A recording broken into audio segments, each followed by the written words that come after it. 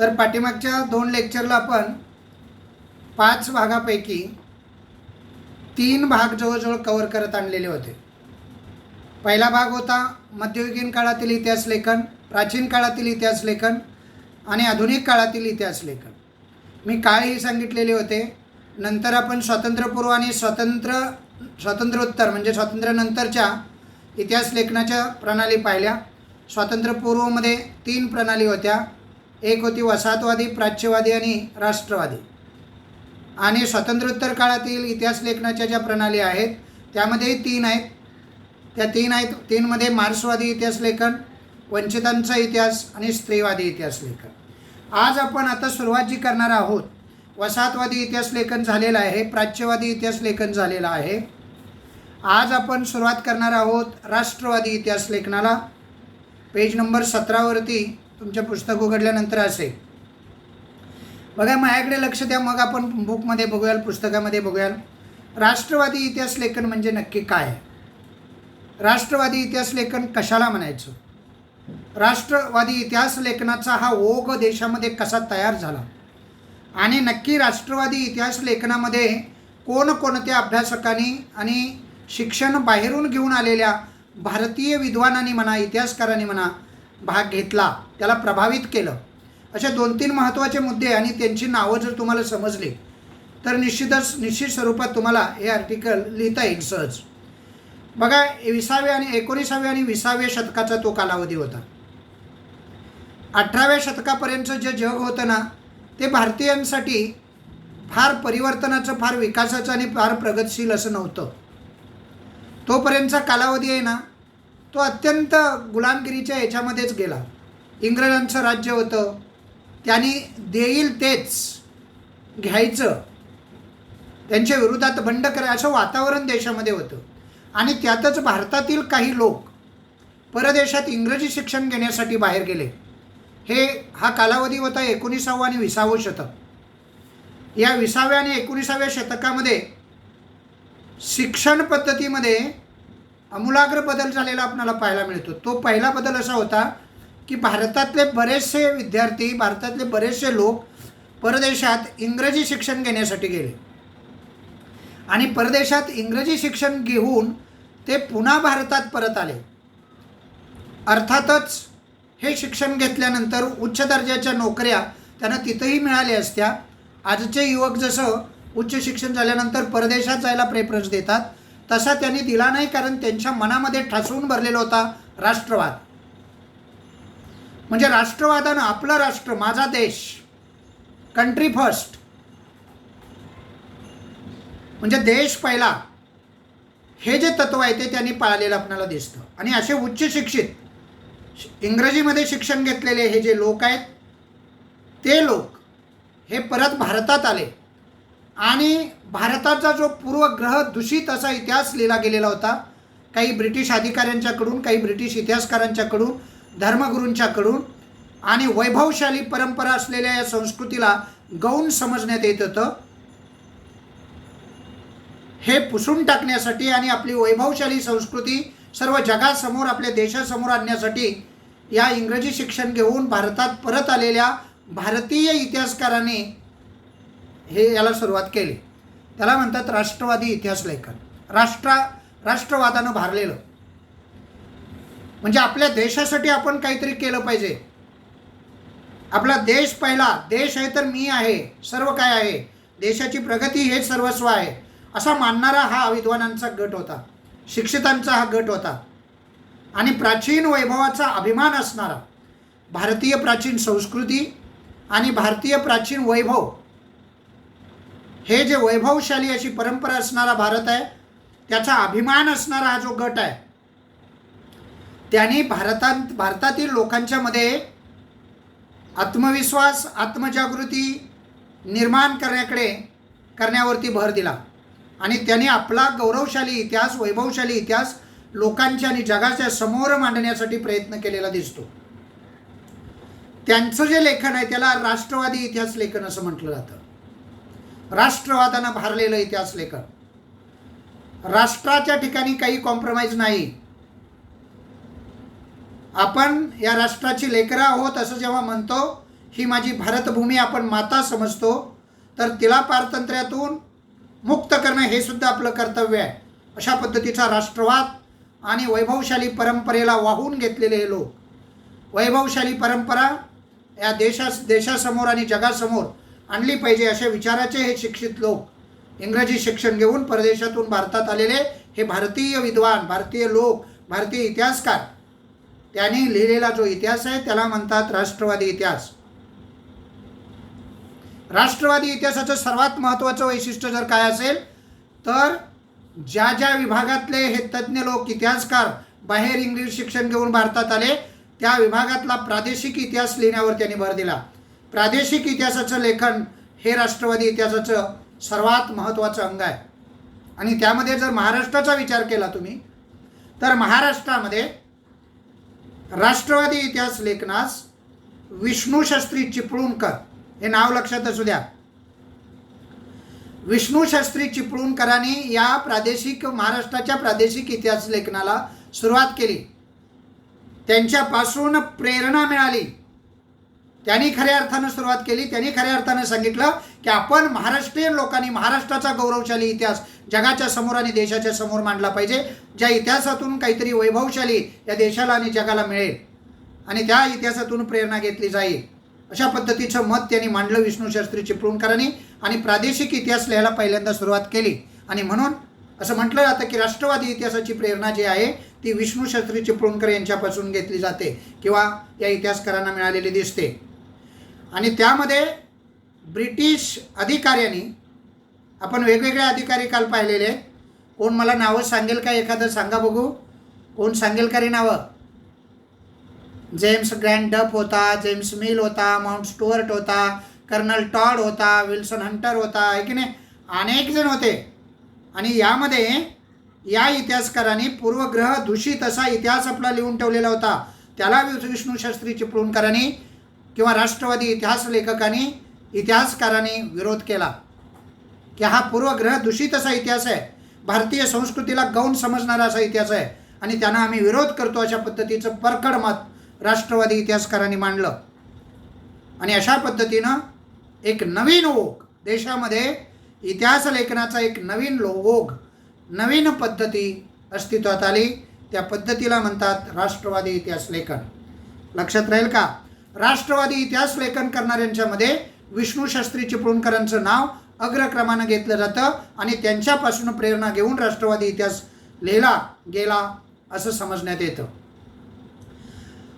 या इतिहासकारांनी सर्वात महत्त्वाची गोष्ट अशी केली की प्रादेशिक इतिहास लिहिता लिहिता इतिहासातील सुवर्णकाळ जो होता, वैभवशाली सुवर्णकाळ, वैभवशाली संस्कृती भारताला देणगी देण्याचा प्रयत्न त्यांनी केला.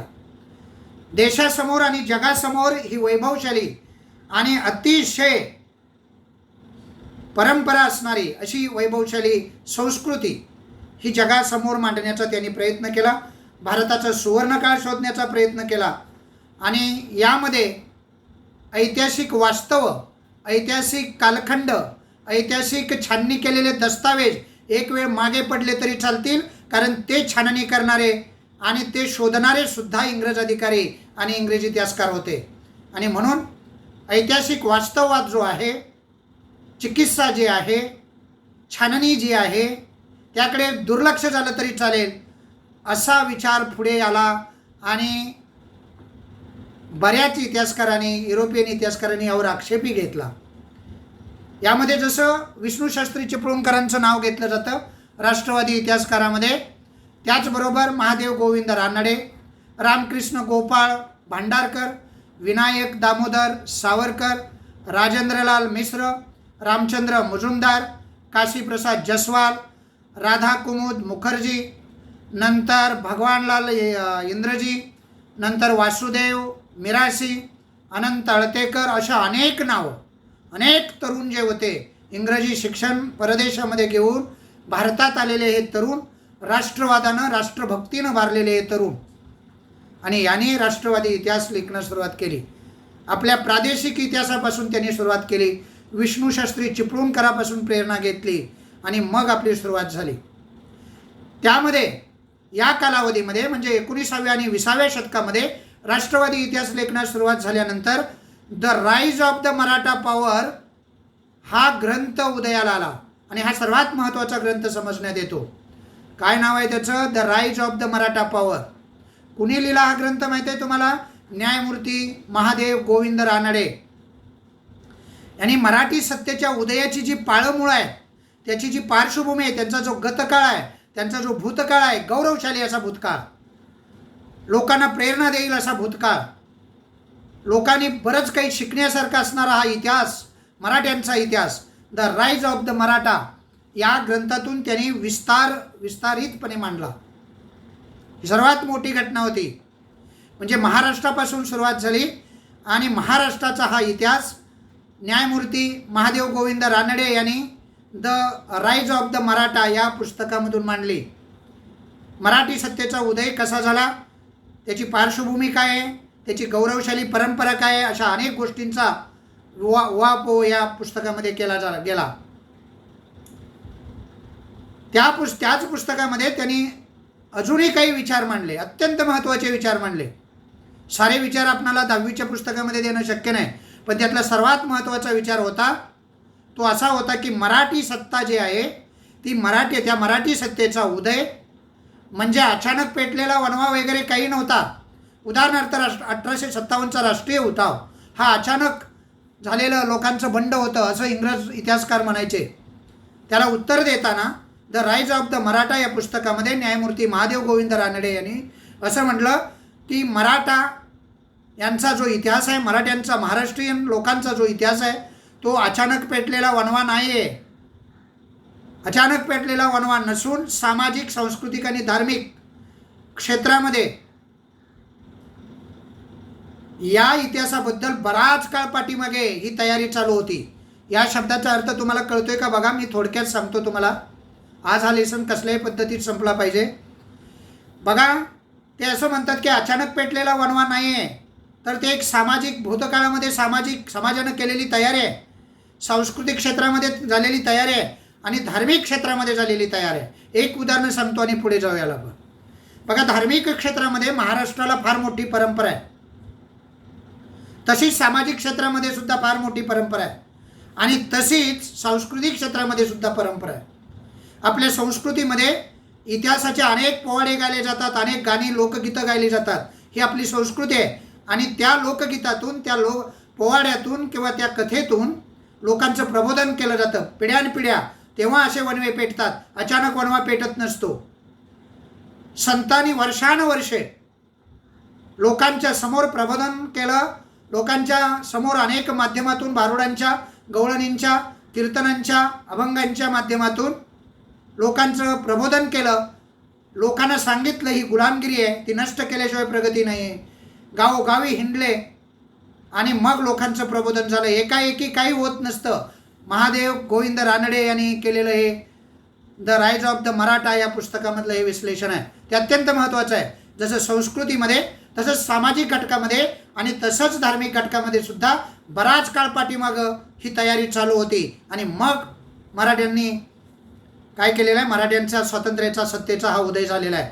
असा एकाएकी झालेला नाही. मी फक्त उदाहरणादाखल तुम्हाला हे दाखले दिले, संतांचे दिले आणि सांस्कृतिक विभागामध्ये अनेक गोष्टी आहेत. मी तुम्हाला फक्त पोवाडा सांगितला, लोकगीतं सांगितली, कथा सांगितल्या, समजलं. अनेक ग्रंथसुद्धा त्याला कारणीभूत आहेत, ज्या ग्रंथांचा सर्व देशभर अभ्यास केला जातो. अशी आपली संस्कृती आहे, परंपरेनं चालत आलेली हे आहे आणि त्यामध्ये त्या मराठी सत्तेच्या उदयाची बीजे आहे असं न्यायमूर्ती महादेव गोविंद रानडे म्हणाले. त्यांनी ते विश्लेषण दिलं.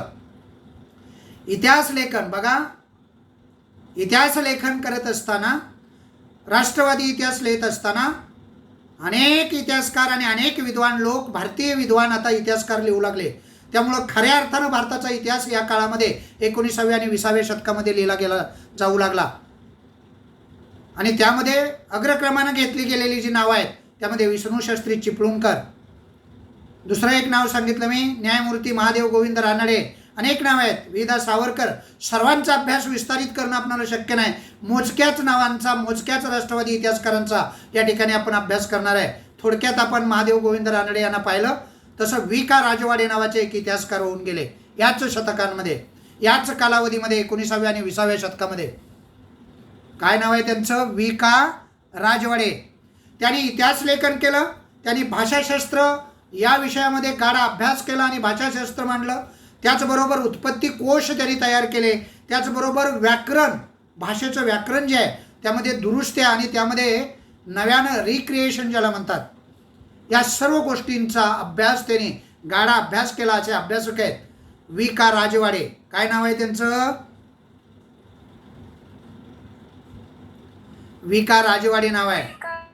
त्यांनी कोणकोणत्या क्षेत्रात काम केले बघा? इतिहास लेखन केले, भाषाशास्त्र या क्षेत्रामध्ये काम केलेलं आहे, उत्पत्ती कोश तयार केलेले आहेत, व्याकरणावरती अनेक त्यांनी दुरुस्त्या सुचवलेल्या आहेत आणि नव्यानं व्याकरणाचे काही आर्टिकल्स तयार केलेले आहेत. मराठी भाषेत लेखन करणारे हे इतिहासकार आहेत. त्यांचं नाव आहे वि का राजवाडे. इतिहासाला ते वि का राजवाडे म्हणून परिचित आहे. लक्षात राहील का सर्वांच्या? त्यांनी हा इतिहास, राष्ट्रवादी इतिहास लिहित असताना, तरुणांच्या पुढे मांडणी करत असताना, देशापुढे मांडत असताना, जगापुढे मांडत असताना आपली जी परखड मतं आहेत ती परखड मतं मांडली. तुम्हाला प्रश्न विचारला जातो, वि का राजवाडे यांचं इतिहास, आधुनिक इतिहास लेखनातलं, राष्ट्रवादी इतिहास लेखनातलं योगदान सांगा, स्पष्ट करा, असा प्रश्न विचारला जातो. त्याचं ते उत्तर आहे, हे इतिहास लेखन करणारे इतिहासकार असून भाषाशास्त्र, उत्पत्ती कोश, व्याकरण यावर भाष्य करणारे किंवा यावर गाढा अभ्यास करून लिहिणारे हे इतिहासकार आहेत. हे त्यांचं एक वैशिष्ट्य झालं. दुसरं वैशिष्ट्य असं आहे की त्यांनी आपली काही परखड मतं या इतिहासकारांसमोर मांडलेले आहे. परखड मतं मांडण्यासाठी प्रसिद्ध असणारे हे इतिहासकार आहेत. त्यामध्ये एक मत आहे, पहिलं मत सांगतो तुम्हाला, नीट लक्ष देऊन ऐकताय का? ऐकायला येतंय का सर्वांना? त्यांचं एक मत असं होतं की आपला इतिहास दुसऱ्यांनी का लिहावा, म्हणजे आपला इतिहास हा आपणच लिहिला पाहिजे, तरच तो खरा इतिहास जगासमोर येईल. अन्यथा दुसऱ्याने लिहिलेला इतिहास हा पूर्वग्रह दूषित असणारच. हे त्यांचं परखड मत आहे आणि ते त्यांनी इतिहासकारांसमोर आणलं. आपला इतिहास आपण लिहिला पाहिजे याचा पुरस्कार त्याने केला आणि मराठ्यांच्या इतिहासाची साधने या नावाचं शीर्षक असणारं त्यांनी 22 खंड संपादित केले. ही काही साधी गोष्ट नाही. किती व्यासंग असेल, किती अभ्यासू व्यक्तिमत्व असेल यावरून तुम्हाला दिसतं. मराठ्यांचा इतिहास समोर यावा, हा गौरवशाली इतिहास आहे, हा इतिहास जगांच्या समोर मांडला गेला पाहिजे असा राष्ट्रवाद त्यांनी जपला. आपला इतिहास आपण लिहिण्यासाठी पुढे सरसवलं पाहिजे असं अग्रही मत त्यांनी मांडलं आणि मराठ्यांच्या इतिहासाची साधनं याचे 22 खंड त्यांनी संपादन केले. त्यातल्या खास करून तुम्ही जर या खंडातल्या प्रस्तावना पाहिल्या तर त्या प्रस्तावना अतिशय प्रभावितपणे लिहिलेल्या या प्रस्तावना आहेत. म्हणजे प्रस्तावना आपण जेव्हा वाचतो तेव्हा ते आपल्याला वाचावी वाटत नाही एखाद्या पुस्तकाची प्रस्तावना वाचत असताना. पण वि का राजवाडे यांनी लिहिलेले ही जी खंड आहेत, वेगवेगळे 22 खंड मराठ्यांच्या इतिहासाची साधनं या शीर्षकाखाली लिहिलेले, या 22 खंडांच्या जर प्रस्तावना वाचल्या तर त्या अत्यंत प्रभावीपणे आणि अत्यंत अभ्यासपूर्वक मांडलेले आपल्याला दिसतात. 2-3 मुद्दे मी महत्त्वाचे सांगितले. एक त्यांचं मत सांगितलं, एक त्यांच्या भाषेच्या अभ्यासाचा व्यासंग सांगितला आणि इकडे आपण मग वळलो मराठ्यांच्या इतिहासाचे काय म्हणतो आपण, मराठ्यांच्या इतिहासाची साधने या नावानं त्यांनी 22 खंड संपादित केले आणि त्यांच्या प्रस्तावना खास करून प्रभावी आणि अभ्यासपूर्णपणे मांडल्या. त्यांनी इतिहासाची नवीनच एक व्याख्या तयार केली. ती व्याख्या ॲनल्स प्रणालीवरती अवलंबून होती. ॲनल्स प्रणालीला सपोर्ट करणारी होती. म्हणजे जसं की राजे आणि रजवाडे आणि त्यांची युद्ध, त्यांची कटकारस्थाने आणि इतिहासातील घडामोडी, म्हणजे त्यांच्या घराण्यात घडलेल्या घडामोडी एवढाच इतिहास नाही तर समाजाचा इतिहास आहे. याच्यावरती त्यांनी एक इतिहासाला वेगळी कलाटणी देणारी एक व्याख्या जगासमोर आणली. ती अशी होती, इतिहास म्हणजे भूतकाळात जे समाज होऊन गेले, जितके समाज होऊन गेले त्या समाजाचे सर्वांगीण आणि समग्र, सर्वांगीण म्हणजे सर्व बाजूनी आणि समग्र म्हणजे सर्व गोष्टी त्यात अंतर्भूत आहेत. त्या 2 शब्दाचा अर्थ लक्षात घ्या. सर्वांगीण आणि समग्र असं जीवन दर्शन म्हणजे समाजाच्या जीवनाच्या सर्व बाजू इतिहासकारांनी इतिहासामध्ये मांडल्या पाहिजेत. त्यालाच इतिहास लेखन म्हणतात. असं परखड मत त्यांनी मांडलं आणि परंपरेनं लिहिला गेलेला हा इतिहास आहे. त्याला त्यांनी थोडासा दुजोरा देण्याचा प्रयत्न केला. केवळ राजकीय घडामोडी, राजकारणामध्ये घडलेली सत्तांतर, राजकारणामध्ये घडत आलेली कटकारस्थानं आणि त्या अनुषंगानं झालेली वेगवेगळी युद्ध आणि त्या युद्धात झालेले वेगवेगळे पराक्रम आणि त्यांच्या वेगवेगळ्या हकीकती म्हणजे त्यांची माहिती. एवढाच इतिहास नसतो, तर जो समाज त्या काळामध्ये होता त्या समाजाची समग्र आणि सर्वांगीण जीवनशैली काय होती, कशा पद्धतीचं जीवन होतं, असे अनेक विचार त्यांनी मांडले. अस्सल कागदपत्र आहेत, त्या कागदपत्राच्या आधारे इतिहास लिहिला पाहिजे, हेही मत त्यांनी मांडलं. इतिहास लिहिताना अस्सल कागदपत्र जे आहेत ती कागदपत्र चेक केली पाहिजेत, तपासून पाहिली पाहिजेत. आणि तपासून पाहताना आपण आपल्या इतिहास लिहिण्याकडे भर दिला पाहिजे. त्याचबरोबर समाजाच्या सर्वांगीण आणि समग्र जीवनशैलीचा विचार इतिहासामध्ये प्रामुख्याने मांडला पाहिजे. अशा पद्धतीच्या मताचा त्याने आग्रह धरला. इतिहास संशोधनाच्या कार्यासाठी वि.का. राजवाडे यांनी स्वतःला वाहून घेतलं. संपूर्ण आयुष्य त्यांनी इतिहास लेखनाच्या या संशोधनाला दिलं. वि.का. राजवाडे यांनी सर्वात मोठं कार्य जर काय केलं असेल तर इतिहास संशोधन मंडळ स्थापन केलं त्यांनी आणि इतिहास संशोधनाला चालना दिली. तो कालावधी होता 7 जुलै 1910. 7 जुलै 1910 रोजी पुणे या ठिकाणी वि.का. राजवाडे यांनी आपला इतिहास आपण लिहिला पाहिजे, समाजाची जीवनशैली त्यामध्ये उतरली पाहिजे अशी मतं मांडत असतानाच फक्त मतं मांडली नाहीत, फक्त इतिहास लेखन केलं नाही, तर त्यांनी हे संशोधन पुढे दीर्घकाळ पिढ्यानपिढ्या पुढे चालण्यासाठी एक संशोधन मंडळ स्थापन केलं, ज्या मंडळाचं नाव आहे इतिहास संशोधक मंडळ. आणि ते पुण्यामध्ये 7 जुलै 1910 रोजी त्याची स्थापना वि.का. राजवाडे यांनी केली. आणि म्हणून त्यांचं योगदान जे आहे इतिहासासाठी, इतिहास लेखनामध्ये, राष्ट्रवादी इतिहास लेखनामध्ये हे फार मोलाचं महत्त्वाचं आहे. आणि म्हणून तुम्हाला प्रश्न विचारला जातो, इतिहास लेखनामध्ये, राष्ट्रवादी इतिहास लेखनामध्ये वि.का. राजवाडे यांचं योगदान स्पष्ट करा. अत्यंत महत्त्वाचा प्रश्न आहे तो. उत्तर आपण नंतर पाहूया. त्याची उत्तरं काय आहेत हे मुद्दे लक्षात राहिले, वाचन झालं की मग आपण प्रश्नांची काही लेक्चर्स तुमच्यासमोर मांडली जातील. ते ऑलरेडी तुम्ही पाहिली तरी चालतील. हिचं लेक्चर झाला तरी आपल्या याच्यावरती आहेत, यूट्यूबवरती. प्रगती टेक 2020 या आपल्या यूट्यूबवरती आहेत. ते मानवी इतिहास जो असतो बघा, ही राष्ट्रवादी इतिहास लेखन करताना राष्ट्रवादी इतिहास लेखनाची अनेक अंग आहेत. अनेक महत्त्वाच्या घडामोडी हा इतिहास तयार होत असताना घडलेल्या आहेत इतिहास लेखनामध्ये. त्यामध्ये मानवी इतिहासाचा काल आणि स्थल यांनी बद्ध झालेला असतो. काल आणि स्थल याचा अर्थ कळतो का तुम्हाला? काल आणि स्थल म्हणजे इतिहास कुठे घडला, स्थळ म्हणतात त्याला, स्थळ.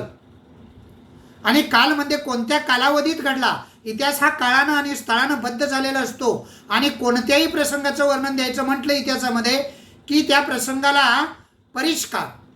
आता परिष्कार एक शब्द तुम्हाला, एक नवीन शब्द असेल तुमच्यासमोर. परिष्कार असतो ना, तो विशिष्ट कालांवर, विशिष्ट स्थळावर पसरवून दाखवला पाहिजे. आता परिष्कार म्हणजे कळतो तुम्हाला. आविष्कार हा शब्द माहिती आहे का सांगा? आविष्कार शब्द ज्याला कळतो ना त्याला परिष्कारही कळतो. पसरवून सांगणे म्हणतात त्याला.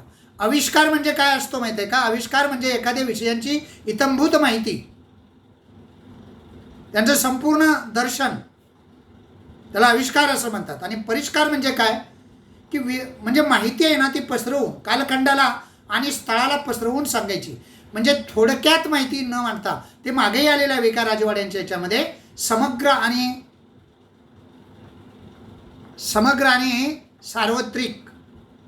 सार्वजनिक म्हणजे त्या जीवनशैलीची म्हणजे सर्व अंग तुम्ही अशी विस्तारितपणे मांडली पाहिजे. त्याला परिष्कार असं म्हणतात. हा शब्दही लक्षात असू द्या. काल आणि स्थळ आणि त्या काळामध्ये त्या स्थळावरती ज्या व्यक्तीनं इतिहास घडवला, मग ती समाजातली तळागाळातली व्यक्ती का असे ना, त्यांच्या जीवनशैलीची समग्र दर्शन काय असे ना, काल, व्यक्ती आणि स्थळ या 3 गोष्टी इतिहास लेखनामध्ये फार महत्त्वाच्या समजल्या जातात. कोणकोणत्या? काल, स्थळ आणि व्यक्ती. ही त्रयी म्हणतात याला इतिहास लेखनामध्ये. या त्रयीची जी सांगड, तिलाच प्रसंग आणि ऐतिहासिक प्रसंग अशी संज्ञा देता येते. म्हणजे कुठे घडला त्याला स्थळ असं म्हणायचं, कधी घडला, त्याला काल असं म्हणायचं, आणि कुणी घडवून आणला, म्हणजे करता कोण होता, यालाच म्हणतात ऐतिहासिक प्रसंग. आणि असे ऐतिहासिक प्रसंग त्याचा परिष्कार लोकांच्या समोर मांडायचा, म्हणजे विस्तारितपणे पसरवून, म्हणजे सर्व अंगाने त्याचा विचार करून लोकांच्या समोर मांडायचं. अशा पद्धतीनं अनेक गोष्टी या राष्ट्रवादी इतिहास लेखन करत असताना घडल्या. अजून एक महत्त्वाची घटना आपल्याला माहीत असणं राष्ट्रवादी इतिहास लेखनाच्या बाबतीत गरजेचे आहे. ती म्हणजे जसे वी.का. राजवाड्यांचं योगदान आहे, त्याचबरोबर विनायक दामोदर सावरकर असं एक लिस्टमध्ये नाव आलेलं होतं पहा. स्वातंत्र्यवीर विनायक दामोदर सावरकर. भारतीय आणि ब्रिटिशाविरुद्ध दिलेले स्वातंत्र्य लढे जे आहे, त्या स्वातंत्र्य लढ्यांना प्रेरणा देणारा हा राष्ट्रवादी इतिहास आहे. भारतातील तरुणांच्या मनामध्ये राष्ट्रवाद निर्माण करणारा हा इतिहास वी.का. राजवाडे, विष्णूशास्त्री चिपळूणकर, महादेव गोविंद रानडे, रामकृष्ण गोपाळ भांडारकर, विनायक दामोदर, किती नाव आहे. अशा अनेक तरुणांनी पुढे येऊन आपला इतिहास सांगायला सुरुवात केली. आणि या ठिकाणी भारतात तरुणांचा जो वर्ग होता त्यांना प्रभावित करण्याचा प्रयत्न केला. आणि मग इंग्रजांच्या विरुद्ध स्वतंत्र लढे, मग चले जावची चळवळ असेल, सायमन गो बॅक असेल, कितीतरी आहे, मिठाचा सत्याग्रह असेल, या साऱ्या स्वातंत्र्य लढ्यातील ज्या चळवळी आहेत, त्या चळवळीला चालना जर कुठून मिळाली असेल तर ती चालना, आणि सशस्त्र लढे जर झाले त्या सशस्त्र लढ्यांना सुद्धा चालना कुठून मिळाली असेल तर ती या राष्ट्रवादी इतिहासातून. आणि म्हणून असं म्हटलं जातं की म्हणजे भारतीय आणि ब्रिटिशाविरुद्ध दिलेल्या स्वतंत्र लढ्याला प्रेरणा देण्यासाठी स्वातंत्र्यवीर यांनी लिहिलेलं इतिहास लेखन जे आहे, त्या इतिहास लेखनाचा उपयोग झाला. खास करून त्यांनी लिहिलेलं जे पुस्तक आहे,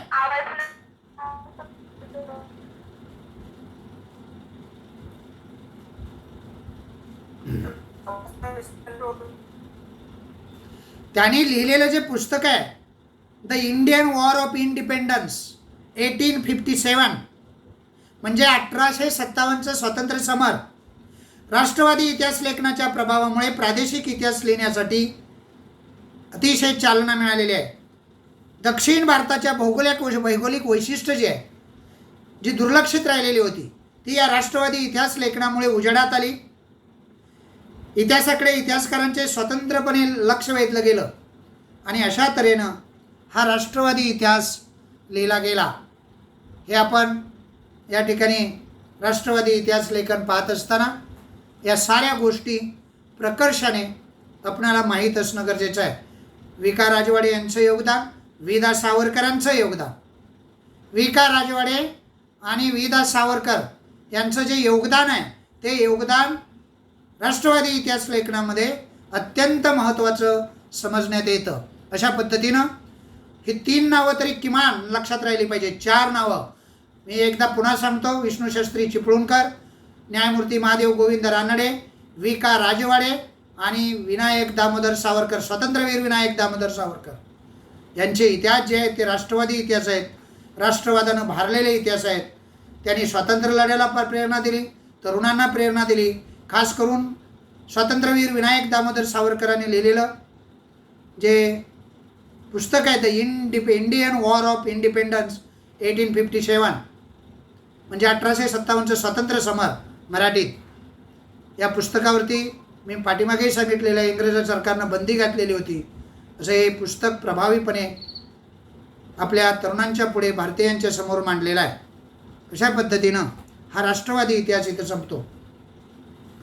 आता आपणाला वळायचं आहे आदर्श, आता आपणाला वळायचं आहे